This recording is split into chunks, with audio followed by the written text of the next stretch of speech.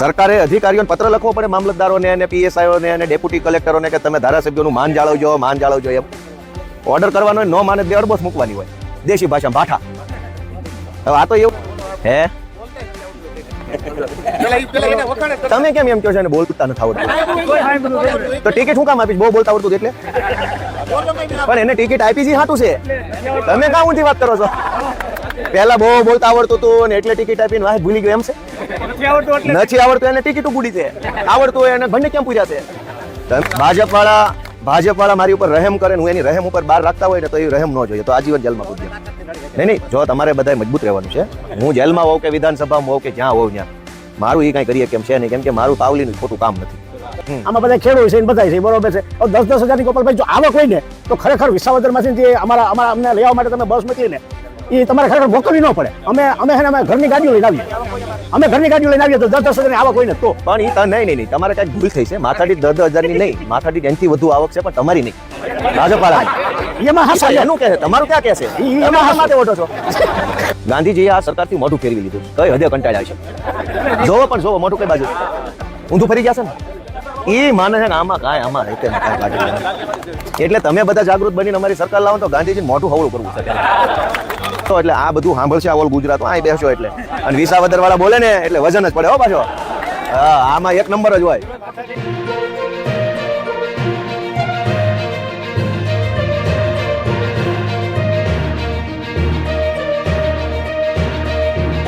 હવે તમને બીજી બે માહિતી આપી દઉં, બરાબર? અહીંયા વિઠ્ઠલભાઈ પટેલ ભવન જોયું? એ કોણ છે? સરદાર વલ્લભભાઈ પટેલના સગા મોટા ભાઈ. એનું નામ કેમ માર્યું? સરદાર પટેલ ને બદલે એ પાછું નહીં.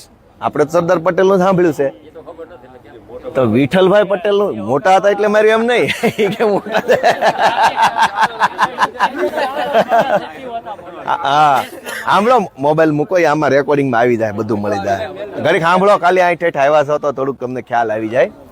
અહીં બે સાઈડ મોટા મોટા બિલ્ડિંગ દેખાય ને એ સચિવાલય છે. એમાં મોટા મોટા સાહેબો બહુ મોટા આઈએએસ બેસે ને મોટા મોટા બધા અધિકારીઓ, જીપીએસ ને સચિવ ને ઉપસચિવ ને બધા બેસે.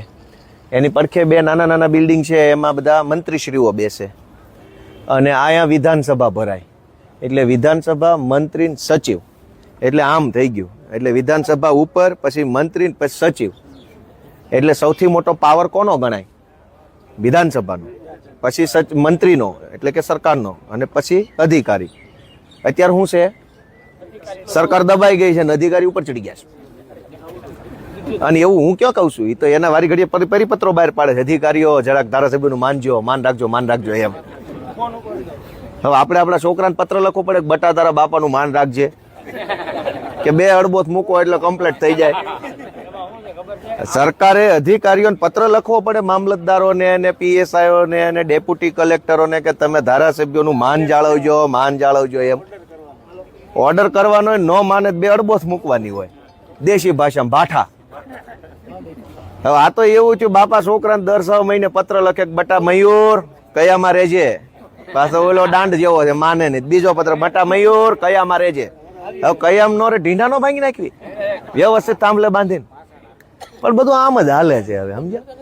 એટલે આ સચિવાલય છે, આ વિધાનસભાનું કામ એ છે કે નિર્ણય કરવો, દરેક વિષયનો નિર્ણય કરવો. દરેક વિષયનો નિર્ણય વિધાનસભામાં બેસીને સરકાર કરે. એ નિર્ણયનો અમલ આ બે બિલ્ડિંગો વાળા બેઠેલા સાહેબ, આ બે નથી, આવા 14 બિલ્ડિંગ છે, ચારે બાજુ બિલ્ડિંગ જ છે. એ 14 છે. એટલે આની અંદર હજારો અધિકારીઓ, કર્મચારીઓ બેહે. એક જાણવા જેવી વસ્તુ એ છે, સાંભળો, આખી ગુજરાત સરકારની આખા વર્ષની આવક અંદાજિત 4 લાખ કરોડ રૂપિયા છે. એમાંથી 1 લાખ કરોડ રૂપિયાનો તો સરકારી પગાર જ જાય છે. 1 લાખ કરોડ રૂપિયા એટલે આપણે એને આંકડો કરોડમાં ન બોલવો હોય તો 1000, માનો કે તમે 400 રૂપિયા કમાણા, 100 રૂપિયાનો પગાર વયો જાય છે. હા, 45% રૂપિયા ગુજરાતની સરકારના સરકારી કર્મચારીઓના પગાર પેન્શનમાં વયા જાય છે. તમે વિચારો કે 1 લાખ કરોડ રૂપિયાનો સરકારી પગાર લીધા પછી સરકારી માણસો જે કામ કરે છે એમાં મજા આવે છે? કેમ? સરકાર તો કે છે બહુ સારું કામ થાય, તમે કાંઈ વાત કરો? કરોડો રૂપિયાનો સરકારી પગાર સરકાર દે છે, પગાર લેનારા લે છે, અને પબ્લિક રામ ભરોસે છે, જીવવું હોય જીવે ને બાકીનું જેનું જે થાય હોય થાય. આ વિધાનસભામાં સરકાર જે કાંઈ નિર્ણય લે એને મંજૂર કરવામાં આવે, કાયદા બનાવે, નિયમ બનાવે, નીતિ બનાવે, કાંઈ પોલિસી બનાવે. વિધાનસભામાં જેનો નિર્ણય લેવાય એનો અમલ આ બે મોટા બિલ્ડિંગમાં બેઠેલા સાહેબોએ રાજ્ય કક્ષાએ કરવાનો. સચિવો હોય રાજ્ય કક્ષાના છે, પછી એના કક્ષાએ પ્રાદેશિક કક્ષા આવે, 4 જિલ્લા ઉપર આવે, કોઈ 5 જિલ્લા ઉપર સાહેબ આવે, વિભાગ વાઇઝ અલગ અલગ હોય. વન વિભાગ હોય તો કંઈક 3 જિલ્લા પર એક આવતો હોય, પાણી પુરવઠા હોય 2 ઉપર એક આવતો હોય, અન્ન બધું સસ્તા અનાજનો વિષય હોય તો 4 જિલ્લા, એ વિભાગ વાઇઝ અલગ અલગ 5 જિલ્લા ઉપર, 6 જિલ્લા ઉપર, 10 જિલ્લા પર સાહેબો આવતા હોય. એટલે રાજ્ય કક્ષાનો અમલ, પ્રાદેશિક કક્ષાનો એટલે 4-5 જિલ્લા ઉપરનો અમલ, પછી જિલ્લામાં અમલ, પછી તાલુકામાં અમલ, પછી ગામમાં અમલ. એવી રીતે સરકારે બધું ગોઠવું છે, અને એવી રીતે પગાર આપે છે, એવી રીતે પગાર લે છે, પણ અમલ તો ભગવાન જાણે. એટલે મોટા ભાગે જનતા આ બધું જાણે, જનતા જાગૃત બને તો જ જનતાને ખબર પડે કે ભાઈ જે સમસ્યા જનતાની છે એનું નિરાકરણ કેવી રીતે આવશે. જનતાની તમામ સમસ્યાનું નિરાકરણ કોઈ નેતા ન લાવી શકે, જનતા જાગૃત થાય તો જ આવે. તમારા પ્રશ્નમાં તમને ખબર જ ન હોય, ધારો કે તમને શું તકલીફ છે એ ખબર જ ન હોય, ડૉક્ટર દવા શું આપે? હવે અહીંયા શું થયું છે, લોકશાહીમાં ડૉક્ટરો બદલ થયા છે. ઘડીક આ પાર્ટીના ડૉક્ટર, ઓલી પાર્ટીના ડૉક્ટરો બદલ છે, પણ કોઈ ડૉક્ટર એમ કહેતો નથી કે ભાઈ જનતાની તકલીફ છે એનો રસ્તો શું. એટલે મારો એક સામાન્ય પ્રયત્ન એવો છે કે જનતાને જ બધું બતાવી દેવું, જોઈ જાઓ લ્યો, અને તમે જોઈ જાઓ તમને ખબર પડી જાય કે આ સરકાર કેવી રીતે હાલે છે, તો તમે જાગૃત થઈને મતદાન કરો. ને તમે જાગૃત થઈને મતદાન કરશો તો ફરજિયાત એના પડઘા પડશે. કેમ કે આ વસ્તુ તો સરકારે કરવાની હોય, લોકો બધું જાણે જાગે એના માટેની, પણ એ નથી કરતા. એટલે હવે હું આ બધું કામ મારી ક્ષમતા પ્રમાણે કરું છું. તમે બધા આવ્યા એ બદલ તમારા બધાનો ખૂબ ખૂબ આભાર. કાંઈક અગવડ સગવડ પડી હોય તો માફ કરજો. અને ગુજરાતની જનતાના આશીર્વાદથી ધારાસભ્યોને 2-2, 4-4 કરોડના બંગલા મકાન મળ્યા છે. એ હમણાં તમને બપોર પછી બતાવવાના છે. નરી આંખે જોઈજો, વિડીયો ઉતારો, ફોટા પાડો, ગમે બધું તમારું છે, સમજ્યા? તમારું છે. આમાં પબ્લિક અમારું શું હોય? આ તો કોઈ ધારાસભ્ય એવું કરે નહીં, કેમ કે પબ્લિક વેન કરે, બધું ભાળી જાય. હવે તમારા બધાના મતથી મને 3-4 કરોડનો ફ્લેટ મળ્યો છે, સમજો. હવે તમે ભાળી જાવ તો વેન કરો, અમારે જોતો છે, તો ધારાસભ્ય ક્યાં જાય? એટલે લગભગ કોઈ ધારાસભ્ય આવું કાંઈ પબ્લિકને બતાવે નહીં, કેમ કે વેન કરે તો શું કરવું પછી બીજી વાર પાછું વેન કરી પૂરું ન થાય મત ન દે. એટલે હું એવા મતનો માણસ છું કે આ બધું પબ્લિકનું છે. આ મકાનો, આ ભવ્યતા, આ ઝાડવા, આ સુંદરતા, આ પાવર, આ બધું જ પબ્લિકનું છે. નેતાનું બાપનું થોડું છે, બધું જ પબ્લિકનું છે. પણ આજ શું થયું છે, પબ્લિકને લાચાર બનાવી દેવામાં આવી છે. તમે બધા સામાન્ય માણસ છો, નેતા મહાન માણસ છે. હકીકતમાં લોકશાહી છે, પબ્લિક મહાન છે, નેતા મામૂલી છે. એનું નામ લોકશાહી, એને બદલે ઊંધું થઈ ગયું છે. નેતા મહાન છે, પબ્લિક તો કે એ બધું ભાજી મૂળા બરાબર છે. એટલે આપણે એવો પ્રયત્ન કરીએ કે લોકો જાગૃત થાય વગેરે વગેરે. અનેક પ્રશ્નો આપણા વિસ્તારના મૂક્યા છે, પણ સમસ્યા એક છે કે લોકશાહીનું સર્જન જ્યારે દુનિયામાં થયું, તડકો નથી લાગતો ને કોઈને? 2-5 મિનિટ ખાલી. લોકશાહીનું સર્જન જ્યારે દુનિયામાં થયું ત્યારે એનો એક સિદ્ધાંત હતો, સર્વ સ્વીકૃત સિદ્ધાંત, કે લોકશાહી એટલે એક બાજુ 49 જણા ને એક બાજુ 51. એટલે ઓલા પાસે માત્ર એક સંખ્યા વધુ હોય ને એટલે એ બહુમત થઈ જાય, અને આને એક જ ઘટતો હોય તો બેલેન્સ કહેવાય. એક પ્રકારે બેલેન્સ. કેમ કે એક આમ થઈ જાય ને તો પછી બહુમતી વાળાને હવા નીકળી જાય, એટલે બહુમતી પણ રહે અને એની ઉપર પ્રેશર પણ રહે. હવે આ શું થઈ ગયું છે, 85-15 થઈ ગયું છે. હવે 85 અહીંયા છે ને 15 અહીંયા છે. આમાં લોકશાહી ક્યાં આવી? હવે 85 જણાની બહુમતી જેની પાસે હોય એ 15 વાળાનું કાંઈ ગાંઠે જ નહીં. કેમ કે 15નો આંકડો બહુ નાનો પડે ને 85 બહુ મોટું પડે. 49-51 હોય ને તો ગમે એ માણસ 24 કલાક સીધો હાલે. ગાળો વધી જાય એટલે કોઈ સીધો ન હાલે. સરકારમાં અત્યારે એ તકલીફ છે કે ભાજપની બહુમતી એટલી હદે છે ને કે પબ્લિકને તો નુકસાન છે જ છે, ભાજપવાળાને એટલું નુકસાન, એના નેતાને એટલું દબાવે છે ને એની વાત જવા દો, પણ બોલી નથી શકતા. ભાજપના નેતાઓ નથી બોલી શકતા, કેમ કે બહુમતી છે, એને કોઈની જરૂર નથી. ધારાસભ્યો અનેક એની અંદર એમની પાર્ટીમાં કેટલાક સારા, હોશિયાર, બુદ્ધિશાળી, આવડતવાળા માણસો છે પણ એનું કાંઈ ઉપજતું નથી અને હાવ લોલમ લોલ હોય એને આગળ કર્યા છે પાર્ટીમાં કયો કે જે કહી દો, તો એ બહુ ગંભીર બાબત એમના માટે છે. એટલે હવે આ સચિવાલય છે, આ મંત્રાલય છે અને આ વ્યવસ્થા જોઈ બધી કેમ છે, રેડી?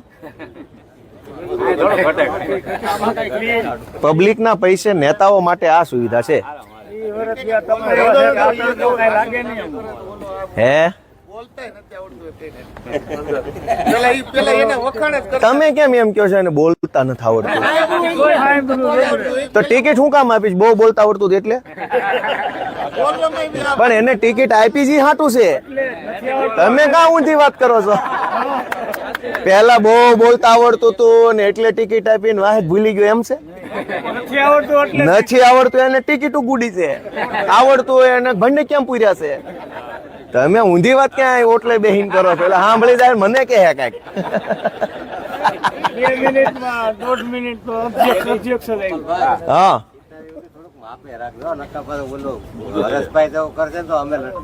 કાંઈ તમને તમારે કોઈ ટેન્શન નથી લેવાની. 1000 હાથ વાળો જેલના તાળા તોડી નાખશે, મૂંઝાવાનું થોડું હોય. ભાજપ વાળા મારી ઉપર રહેમ કરે ને હું એની રહેમ ઉપર બહાર રાખતા હોય ને તો એ રહેમ ન જોઈએ, તો આજીવન જેલમાં પૂજ્ય. નહીં, જો તમારે બધાય મજબૂત રહેવાનું છે. હું જેલમાં હોઉં કે વિધાનસભામાં હોઉં કે જ્યાં હોઉં ત્યાં મારું એ કાંઈ કરીએ કેમ છે નહીં, કેમ કે મારું પાવલીનું ખોટું કામ નથી. આપણી તાકાત આપણી સચ્ચાઈ છે. ભલે ખોટું કરે, નિર્ણય જનતાના હાથમાં છે. નિર્ણય જનતાના હાથમાં છે. ચૂંટણીઓ ઉપર ચૂંટણીઓ આવે છે, જનતા એની તાકાત ઓછી કરે ને એટલે ગમે એવી તોપ હોય ને માપમાં આવી જાય. અત્યારે એની હવા શું છે? 160-70 સીટો એ જ એની હવા છે. 160 માંથી સીધા જ તે 35 ઉપર આવી જાય ક્યાં જાય? એટલે બાકી કયો કાંઈ કોઈનો અનુભવ હોય? ચાલો મજા, થેન્ક યુ. હા હે બોલો બોલો કાંઈક ઊભા થઈને કયો કાંઈ કેવું હોય તો. હે બહુ સારો કરે કે માથાદીઠ 10,000 ની કે દર મહિને આવક છે. હવે આમાં તો અહીંયા આવવામાં કઈ તમારે બસ મોકલવી પડે અમારે આટુથી. શું કહેતા? અત્યારે ઓલા ભાઈ કોક બોલ્યા અંદર પશુપાલન વાળા કે માથાદીઠ 10,000 ની આવક છે. આ એક દીવા જેવો દાખલો છે. આમાં બધા ખેડૂત છે બધા છે, બરોબર છે. 10,000 ની ગોપાલભાઈ જો આવક હોય ને તો ખરેખર વિસાવદર માંથી જે અમારા અમને લઈ આવવા માટે તમે બસ મોકલી ને એ તમારે ખરેખર મોકલવી ન પડે. અમે ઘરની ગાડીઓ લઈને આવીએ. ઘરની ગાડીઓ લઈને આવીએ તો 10,000 ની આવક હોય ને તો. પણ એ નહીં તમારે કઈક ભૂલ થઈ છે. માથાદીઠ 10,000 ની નહીં, માથાદીઠ એનથી વધુ આવક છે પણ તમારી નહીં, ભાજપ વાળાની. એમાં હા એનું કે છે, તમારું ક્યાં કે છે? એમાં માથે ઓઢો છો એટલે માથે એટલે ઓઢું કે તમે અમને અંદર લઈ આવ્યા, અમે દીવા જેવું જોયું, આ નજર સામે જોયું, તમારી સાંભળેલી વાત નહીં. અમે જોયું તો અમને ખ્યાલ આવ્યો કે આ લોકો 10,000 ની આવક દર્શાવે. માથા દીઠ 1 વર્ષની 3 લાખ રૂપિયાની આવક વિધાનસભામાં નાણાં મંત્રીએ લખીને આપીશ કે ગુજરાતના તમામ માણસોની માથા દીઠ આવક 3 લાખ રૂપિયા છે. આમાં ગોપાલભાઈ 3 લાખ રૂપિયા આવક હોય ને તો ખરેખર હે ને અમે આ બધા બેઠા ને બધા પાસે જાજી નહીં તો કઈ નહીં, 3 લાખ ની ગાડી તો હોય એ ફાઇનલ વાત છે. કારણ કે એવડી મહેનત કરીએ અને 10,000 3 લાખ ની આવક હોય તો ગાડી કેમ ન હોય? તમે જાગૃત પબ્લિક નહીં બને ને ત્યાં સુધી કોઈ નેતા કોઈ પાર્ટી ઉદ્ધાર નહીં કરી શકે. ગોપાલભાઈ નહીં, પબ્લિક પોતે જાગે, સમજીને મત આપે. હવે ઘણી વાર શું થાય, મને કાલે જ ઓલા કોક કહેતા હતી કે નેતા ઈ કે ચૂંટણી થઈ જાય ને પછી કોઈ દેખાતા નથી. એ બધા એવું જ માનો છો ને? પણ એમાં નેતાની કઈ ભૂલ મને નથી લાગતી. નેતા એમ વિચારે છે, અહીં બધા ઘણી વાર બેઠા હોય ને તો સાના ખૂણે વાત કરતા હોય કે ભાઈ પબ્લિક એમ કહે છે કે તમે ચૂંટણી જીત્યા પછી દેખાતા નથી. એટલે એ નેતા એમ માને છે કે ભાઈ મેં ક્યાં હું મફત જીત્યો, તમને તમારું પેમેન્ટ દઈ દીધું, વાત પૂરી થઈ ગઈ, હવે શું આવવાનું હોય? આ તો એ કે એવી વાત થઈ કે હું તમારે ત્યાં દાડીએ આવું, દાડી દઈ દીધા પછી ખરેખરે આવવાનું. તમારે ત્યાં જે માણસ દાડીએ આવ્યો હોય એને તમે 500 રૂપિયા રોજ આપી દો, પછી એને ઘરે ખરખરે જાઓ. કઈક પ્રસંગ બન્યો તો કાલ ઓલો એમ કે શેઠિયા અમારા ઘરે ખરખરે આવતા નથી, ખાલી દાડી જ દે છે, એમ થોડું. એટલે નેતા એવું માને જનતા વિશે સામાન્ય રીતે કે ભાઈ તમને ચૂંટણીમાં ભજીયા ખવડાવ્યા, કોકને કંઈક સમાજની વાડી બનાવી દીધી, કોકને વાસણ આપ્યા, કોકને રોકડા આપ્યા, કોકને દારૂ આપ્યું. હવે તમારું તમને દઈ તો દીધું, હવે શું છે? હવે આવતી ચૂંટણીએ હવે એવું કેસે તો પ્રશ્ન લોકોની જાગૃતિ ઉપર આવ્યો ને. મુદ્દા અનેક છે, હું જાણું છું, આપણા વિસ્તારમાં અનેક મુદ્દા છે, ઓલ ગુજરાતમાં મુદ્દા છે, પણ એનો રસ્તો છે જાગૃતિ. બીજા કોઈ કઈ કેવું હોય કયો, એટલે આ બધું સાંભળશે આ ઓલ ગુજરાત, અહીં બેસશો એટલે, અને વિસાવદર વાળા બોલે ને એટલે વજન જ પડે હો પાછો. હા, આમાં એક નંબર જ હોય.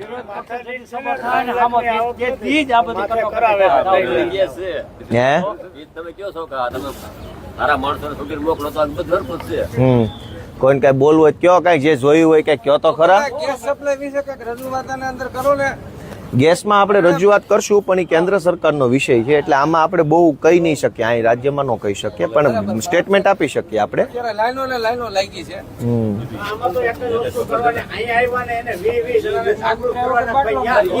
તમે જે જોયું એ તમારે કહેવાનું. કોઈ કઈ કેવું છે આ બાજુથી? બોલો ને, બોલો બોલો. હા, વિઠ્ઠલભાઈ નું નામ એટલે પડ્યું, હાલો કહી દો 2 મિનિટમાં. વિઠ્ઠલભાઈ નું નામ એટલે પડ્યું કે વિઠ્ઠલભાઈ છે ને એ અંગ્રેજોએ બનાવેલી સેન્ટ્રલ લેજિસ્લેટિવ એસેમ્બલી, ગુજરાતીમાં કેન્દ્રીય વિધાનસભા બનાવી હતી. એટલે આખા દેશની એક વિધાનસભા અંગ્રેજોએ બનાવી હતી એ જમાનામાં. અત્યારે દિલ્હીની જે વિધાનસભાનું બિલ્ડિંગ છે એ જ બિલ્ડિંગ અંગ્રેજોની વિધાનસભા હતી, એનું એ જ મકાન. એમાં દેશની પહેલી વિધાનસભા બનેલી, અને પહેલી વિધાનસભાની અંદર અધ્યક્ષ તો ઘણા બનતા, પણ અંગ્રેજો બનતા. વિઠ્ઠલભાઈ પટેલ પહેલા ગુજરાતી અધ્યક્ષ બનેલા, અને દેશના ઇતિહાસના પહેલા વિધાનસભાના ગુજરાતી અધ્યક્ષ વિઠ્ઠલભાઈ પટેલ બનેલા. વિધાનસભાના અધ્યક્ષની પાસે ખૂબ સત્તાઓ હોય. એને વિધાનસભાના અધ્યક્ષનો એક જ નિયમ છે કે એને કોઈ નિયમ ન લાગુ પડે, એ જે બોલે એ નિયમ. આ દુનિયા આખીમાં આ સિસ્ટમ છે, બધા જ દેશોમાં એ સિસ્ટમ છે કે અધ્યક્ષ જે બોલે એ નિયમ, બરાબર છે. એટલે અધ્યક્ષને કોઈ નિયમ લાગુ ન પડે એટલી બધી અમર્યાદિત સત્તાઓ અધ્યક્ષ પાસે આપેલી છે બંધારણની વ્યવસ્થા પ્રમાણે. એટલે વિઠ્ઠલભાઈ પણ આ બધી સંસદીય પ્રક્રિયાના અત્યંત મહાન જાણકાર વ્યક્તિ હતા, કે આ લોકસભા કેમ કામ કરશે, વિધાનસભા કેમ કામ કરશે, એના નિયમો કેવા, ધારાસભ્યો સાંસદ સભ્યોના હક કેવા, અધિકાર કેવા, જનતાની ફરજ કેવી, વગેરે વગેરે અનેક પ્રશ્નો. એટલે એટલા બધા નિષ્ણાંત માણસ હતા, એટલે એનું નામ આ વિધાનસભાની ઉપર લખેલું છે. અને બીજું કે સામે ગાંધીજીની મૂર્તિ છે, જોરી એને સરકારથી મોઢું ફેરવી લીધું છે. આમ આગાવ્યા છે બધા, જોવો જોવો. બાપા હોય, બાપા આપણા ગઢા બાપા હોય નહીં, આપણા ગઢા બાપા હોય તો એને ખાટલો ઢાળ્યો હોય તો મોઢું કઈ બાજુ હોય? ઓસરી બાજુ હોય કે ડેલા બાજુ? ઓસરી બાજુ. ખાટલો ડેલે હોય, ઓસરી બાજુ મોઢું હોય. છોકરા શું કરે છે, બહુ શું કરે છે, બધા દીકરા દીકરા શું કરે. ગાંધીજીએ આ સરકારથી મોઢું ફેરવી લીધું, કઈ હદે કંટાળ્યા છે. જોવો પણ જોવો, મોઢું કઈ બાજુ ઊંધું ફરી ગયા છે ને. એ માને છે કે આમાં કાંઈ, આમાં કાંઈ કાઢી.